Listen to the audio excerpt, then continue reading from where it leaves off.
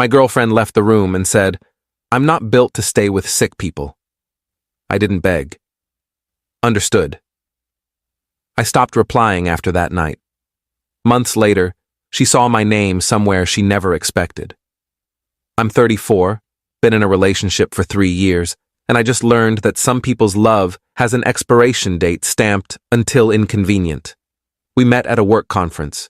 She was in marketing, I was in software development, hit it off immediately, moved in together after a year. Everything was good, great even. We talked about marriage, kids, the whole future, looked at houses, discussed baby names, made plans that felt real and permanent. Then I got sick. Started in March. Fatigue that wouldn't quit, joint pain, weird rashes that appeared and disappeared. Went to the doctor, then another doctor, then a specialist. Took 4 months to diagnose, blood tests, MRIs, biopsies, the whole invasive medical circus. Autoimmune disorder, not fatal, not contagious, just chronic, lifelong. Manageable with medication, but still there, still real, still affecting my life every single day. The diagnosis came in July. I told her that night over dinner. Chinese takeout we'd ordered because I was too tired to cook, too exhausted to even think about standing at a stove. So they figured out what's wrong. She looked up from her phone. "Oh yeah? What is it?" I told her. Explained what the doctor said, the treatment plan, the prognosis, the lifestyle changes I'd need to make, the medications I'd be on for the rest of my life, the fact that some days would just be bad days no matter what I did. She was quiet for a long time, just staring at her food, pushing noodles around with her fork but not eating. "Is it curable?" "No, but it's manageable." "So you'll have this forever?" "Yeah." "That's a lot." "Yeah, it is." She didn't say much else that night. Went to bed early. I stayed up researching, reading forums, medical journals, patient stories, trying to understand what my life would look like now, trying to find hope in other people's experiences. The next few weeks were rough, starting medication, dealing with side effects, nausea, headaches, brain fog, missing work, sleeping constantly. She was distant, came home late, spent more time out with friends, always had somewhere else to be. I tried to talk to her about it, multiple times, tried to bridge the growing gap between us. "I know this is hard, but I need your support." "I'm supporting you. You're never here. I'm giving you space to rest. I need you here, with me, not space, you. I can't just sit around watching you be sick. I'm not asking you to sit around. I'm asking you to be present, to be my partner. I am present." But she wasn't. Not really. She was physically there sometimes, but mentally checked out, always on her phone, always making plans to be elsewhere, always finding reasons to leave the apartment. 2 months after the diagnosis, things came to a head. I'd had a particularly bad day, pain radiating through every joint, fatigue so deep I felt like I was moving through concrete. Couldn't get out of bed, couldn't even reach for the water on my nightstand. Called her at work. "Can you come home? I need help. I'm in the middle of something. Please. I can barely move. I need someone here. Take your medication. Rest. I'll be home later." "When?" "I don't know. When I'm done. I have a project deadline." She came home at 9 p.m. I'd been in bed all day, hadn't eaten, hadn't showered, just lying there trying not to cry from the pain, trying to convince myself this would pass.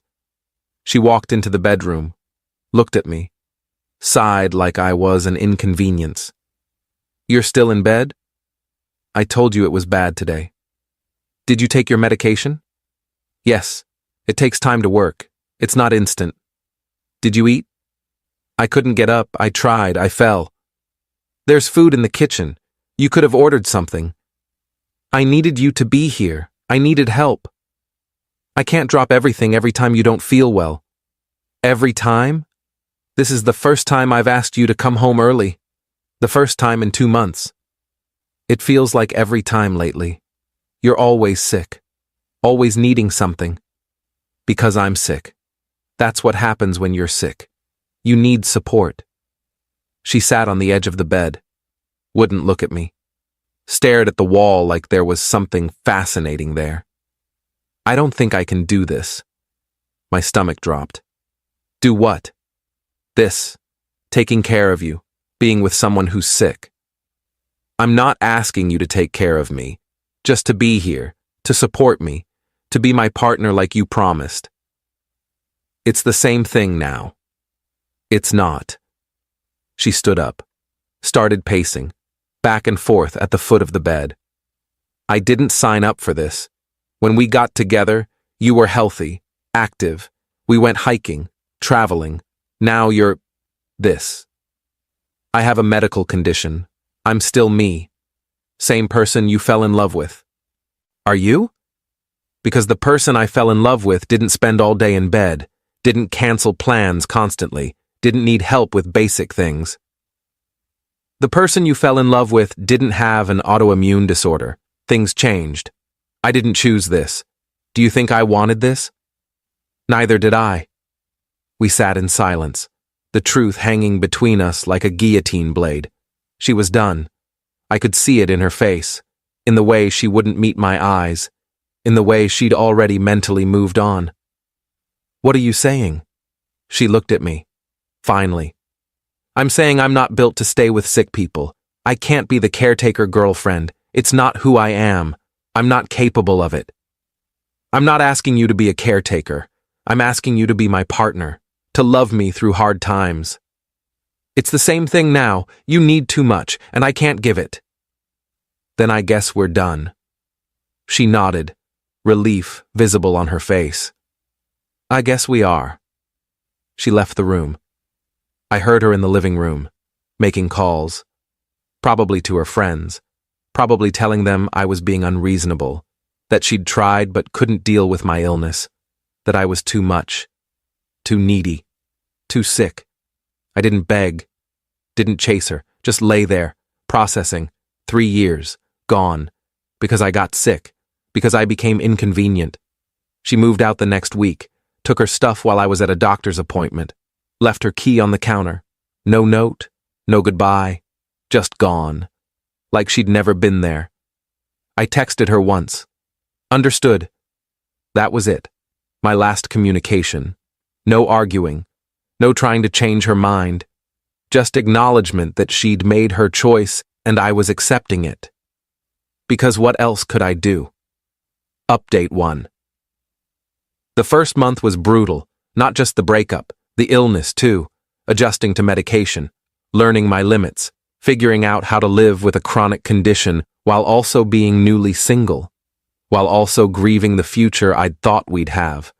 My friends were incredible, showed up, brought food, sat with me on bad days, helped me clean when I couldn't, drove me to appointments when driving myself felt impossible, did all the things she should have done but didn't, proved that family isn't always blood and partners aren't always reliable.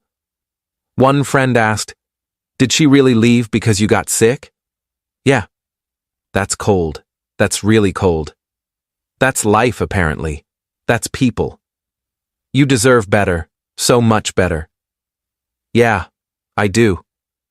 I threw myself into managing my health, found a good support group, online forum for people with the same condition, read everything, learned everything, became an expert on my own illness, downloaded medical journals, took notes, asked questions, refused to be a passive patient, started feeling better, medication was working, energy was returning, not 100%, but better than those first few months, better than the days when I couldn't get out of bed, when I couldn't imagine feeling normal ever again. Got back to work full time, started exercising within my limits, walked, swam, stretched, started living again instead of just surviving, started seeing a future that didn't look like endless suffering, blocked her on everything. Phone, social media, email, every platform, didn't want updates, didn't want to know how she was doing, didn't care if she was happy or sad or regretful. She'd made her choice. 3 months post-breakup, my doctor suggested I join a local support group, in person, not just online. Said it would help to connect with people who understood, who'd lived through similar struggles. I went. Small group, 8 people, mix of ages and conditions, led by a social worker who specialized in chronic illness. We met once a week at a community center, shared experiences, offered advice, supported each other in ways only people with chronic illness could. That's where I met her. The woman who'd become important later. She had a similar condition, was a few years into her diagnosis, had learned to manage it, had wisdom to share, had been through the darkness and come out the other side. We started talking after meetings, getting coffee, comparing notes on treatments, what worked, what didn't, what doctors to see, what doctors to avoid, became friends, good friends, the kind built on understanding and shared experience. She was patient, understanding, never made me feel like a burden, asked about my day, actually listened to the answer, listened when I needed to vent, celebrated small victories, sat with me through setbacks, treated my illness as a fact, not a flaw. One night over coffee, she asked, "Do you ever date anymore?" "No, not since my ex left." "Why not?" "Because I'm damaged goods, apparently. Who wants to date someone with a chronic illness? Who wants to sign up for this?" Someone who sees past the illness to the person. Someone who understands that everyone has something. Yours is just visible. That's rare. Maybe, but rare doesn't mean impossible. And you deserve someone who sees you as more than your diagnosis. We kept meeting, kept talking. Slowly, carefully, it became more than friendship. Started dating. Took it slow, no pressure, no expectations. Just 2 people who understood each other in ways most people couldn't. Who'd both been abandoned. Who'd both survived. Update 2. 6 months after the breakup, I was doing well. Relationship was good. Health was stable. Work was going great. Life was better than it had been in a year. Better than I'd thought possible during those dark first months. Then I heard through mutual friends that my ex was struggling. Not health-wise, life-wise. Job wasn't going well. She'd been let go during restructuring. Living situation was unstable, bouncing between friends' couches. Dating life was a disaster. String of failed relationships, each one shorter than the last. A friend told me, "She's been asking about you." What about me? How you're doing? If you're seeing anyone? If you're still sick? If you ever mention her? What did you tell her? That you're doing great, that you're in a relationship, that you're managing your illness well, that you seem happier than you've been in years. Good. She didn't like that, got upset, asked for your number. You didn't give it to her, right? Of course not, but she's persistent.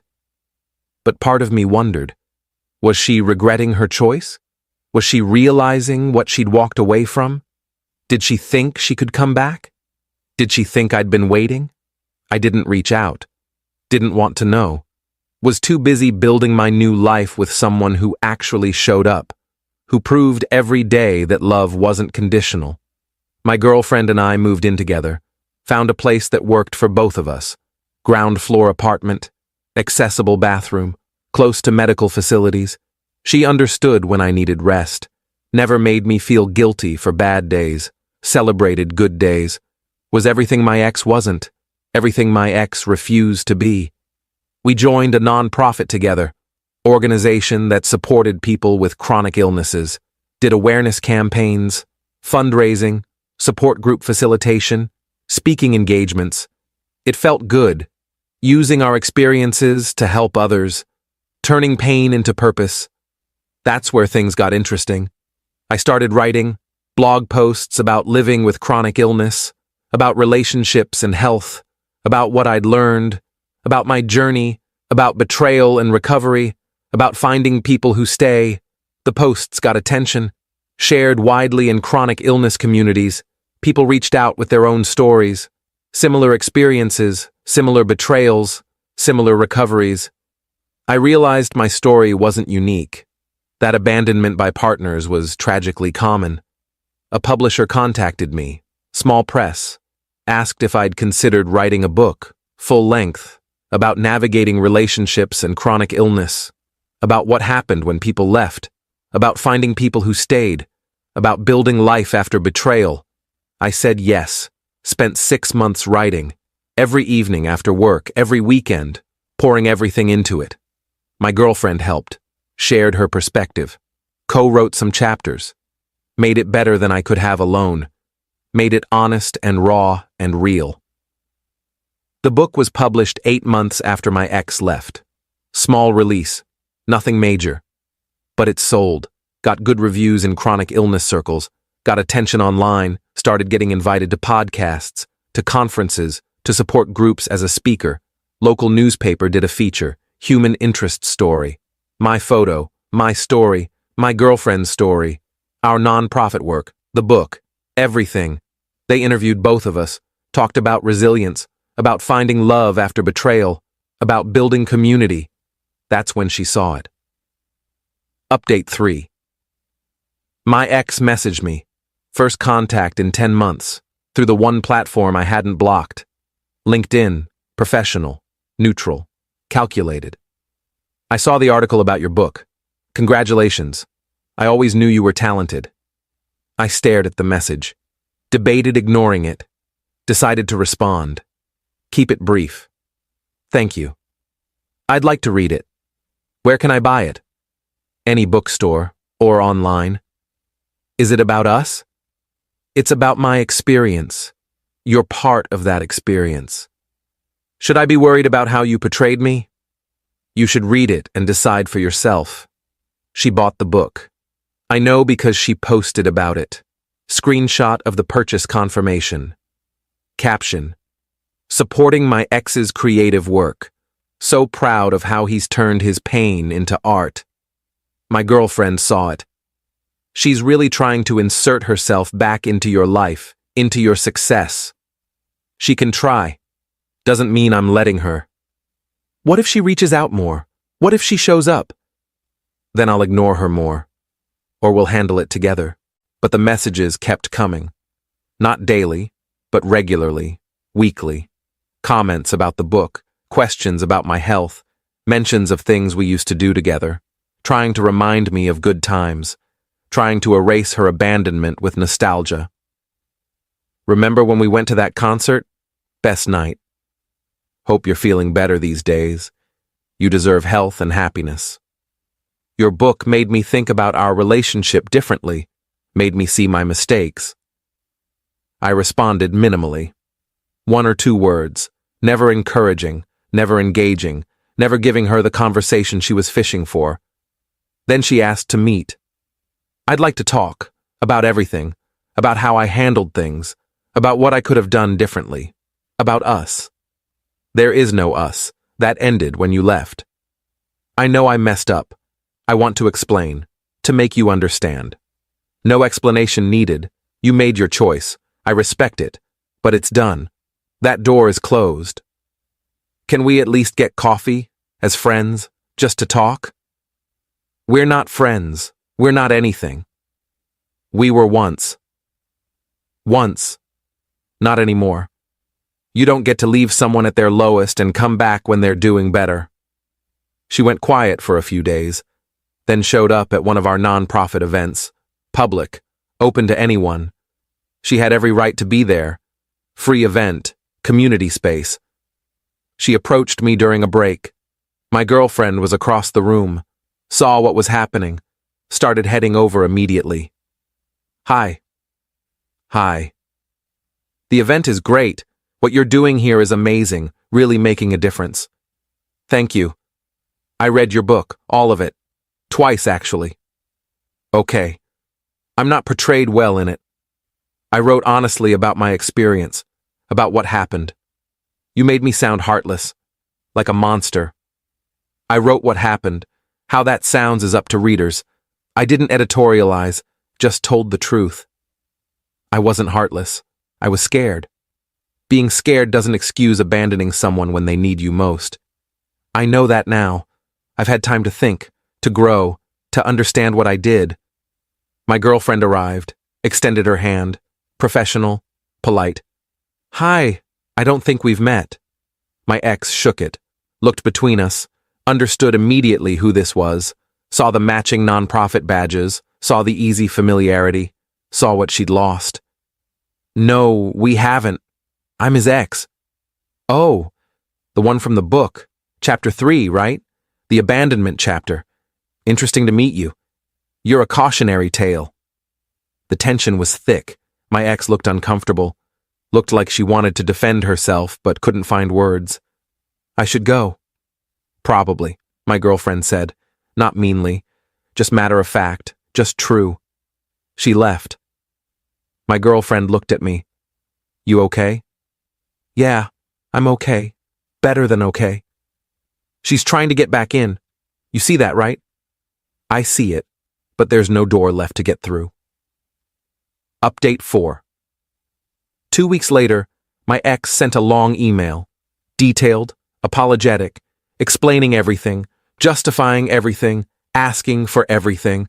She talked about being scared, about not knowing how to handle my illness, about feeling overwhelmed, about her own mental health struggles, about making bad choices, about regretting everything, about growing, about changing, about being different now.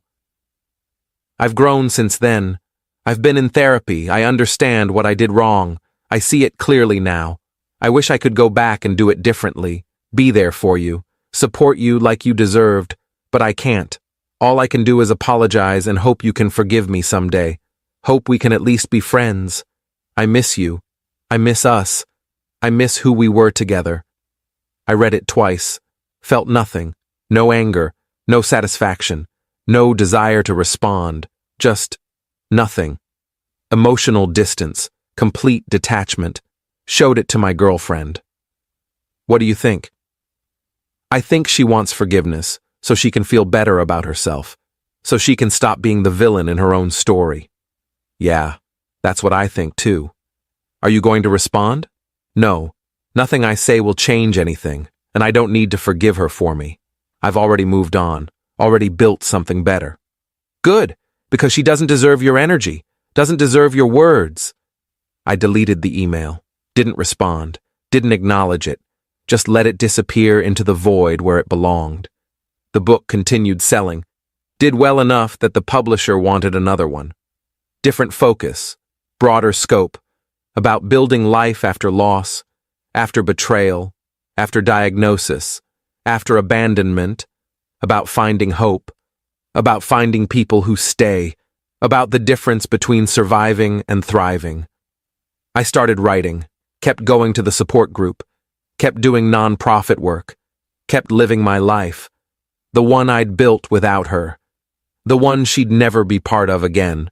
But then something unexpected happened, something that changed everything.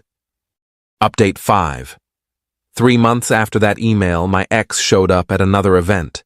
This time it wasn't our nonprofit. It was a book signing, my book, at a local bookstore, public event, advertised online. She had every right to be there. She waited until the end, until most people had left, until it was just me, my girlfriend, and the bookstore staff cleaning up. She approached with the book in hand. Would you sign this? I looked at her, at my girlfriend, at the book. Sure. I signed it. Just my name. No inscription, no personal message. Handed it back. Thank you. Can I say something? Just one thing? You can say it. I can't promise I'll care. Fair. I want you to know that watching you succeed has been hard. Not because I'm not happy for you, but because I realize what I gave up, who I gave up, and I can't take it back. No, you can't. If I could go back. You can't. That's the point. You made a choice. In my worst moment, you chose yourself, and now I'm choosing myself every day, with someone who chose me even when things were hard. She's lucky. I'm lucky. She stayed when staying was hard. That's rare. That's real. My ex looked at my girlfriend. Take care of him. I plan to, for as long as he'll have me. Good. He deserves that. She left. For real this time. No more messages, no more emails, no more showing up. Just gone. Finally understanding that some doors don't reopen, that some choices are permanent. But that's not the twist. The real twist came 2 weeks later. I got a call from a major publisher. Big house, national distribution. They'd read my book, wanted to reprint it, wider release, marketing budget, book tour, the works, and they wanted my girlfriend to co-author the expanded edition, wanted both our perspectives, wanted to make it bigger, better, more impactful. We said yes, spent 4 months on the new edition, added chapters, updated content, made it comprehensive, made it powerful. The book released 8 months later, hit bestseller lists, got mainstream attention, got invited to major talk shows, to conferences, to medical schools to speak about patient experience. That's when my ex saw my name again, everywhere, on TV, in magazines, on bestseller lists, with my girlfriend, both of us, together. Success story, love story, survival story. She reached out to a mutual friend, asked how I was doing. The friend told me later. She asked if you were married yet. What did you say? That you're engaged, that you proposed last month, that you're getting married next spring. How did she react? She cried, said she made the biggest mistake of her life, that she'd give anything to go back. But she can't. No, she can't. Final update. It's been 2 years since she left. 20 months since she saw my name in that newspaper article. 18 months since that email I never answered. 12 months since the bestseller release. I'm doing well. Health is stable. Relationship is strong. My girlfriend and I got married last month. Small wedding. Just close friends and family. People who showed up. People who stayed. People who loved us through everything. The book's 3rd edition came out last week. Even more updated. More resources, more stories, more hope. Translated into 6 languages, used in medical schools, in support groups worldwide, making a difference. My ex bought that one too. Saw it on her social media. Posted about it again. Still so proud. Grateful his story helped so many people.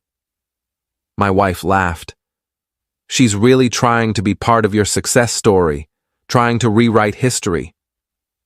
She's not part of it. She's just observing it from outside. She's the before, you're the after. Does it bother you? That she's still watching? No. She can observe all she wants, doesn't change anything, doesn't give her access to this life. I heard through friends that she's been telling people she regrets leaving, that she'd take me back if I wanted, that she's changed, grown, learned, that she understands love now, that she could be different. Maybe she has changed. Maybe she's learned. Maybe she's grown. Doesn't matter. That chapter is closed, burned, gone. I moved on, built something better, with someone better. Someone who understood that love isn't conditional, isn't dependent on health or ease or convenience. Someone who stayed when staying was the hardest thing to do. My ex left because she wasn't built to stay with sick people. She said it herself, walked out, left me alone when I needed her most, made herself clear. I didn't beg, said, understood and let her go, stopped replying, moved on, built a life, wrote a book that became a bestseller, found love that was real, made a difference in thousands of lives. Months later, she saw my name in a newspaper article about the book, about the nonprofit, about turning pain into purpose, about finding someone who stayed, and she kept seeing it. On bestseller lists, on TV shows, in magazines, with my wife, both of us, together, successful, happy, complete. She saw my name somewhere she never expected, everywhere she looked. In success, she didn't think I'd achieve. In love, she didn't think I'd find. In a life that didn't need her anymore, didn't want her anymore, didn't have space for her anymore.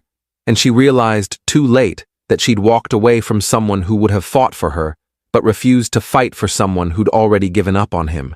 She realized she'd left someone at their worst and watched them become their best without her. She realized that I'm not built to stay with sick people was really, I'm not built to love unconditionally. And unconditional love is the only kind that matters. I'm 34. Married to someone who sees past the illness to the person. Building a life that matters. Writing stories that help people. Learning that sometimes the best revenge isn't revenge at all. It's just living well, building better, loving deeper, and letting the people who left you stay in your past where they belong. And the real twist? My ex wasn't the only one who saw my name everywhere. People all over the world were seeing it, reading my story, finding hope in my words, learning that betrayal doesn't have to be the end, that chronic illness doesn't mean the end of happiness, that the people who leave make room for the people who stay. And those people, the ones who stay, they're the ones who matter. They're the ones who become family. They're the ones who prove that love isn't about being there when it's easy. It's about staying when it's impossibly hard. And that's the love I found. That's the love I kept. That's the love my ex will spend the rest of her life knowing she walked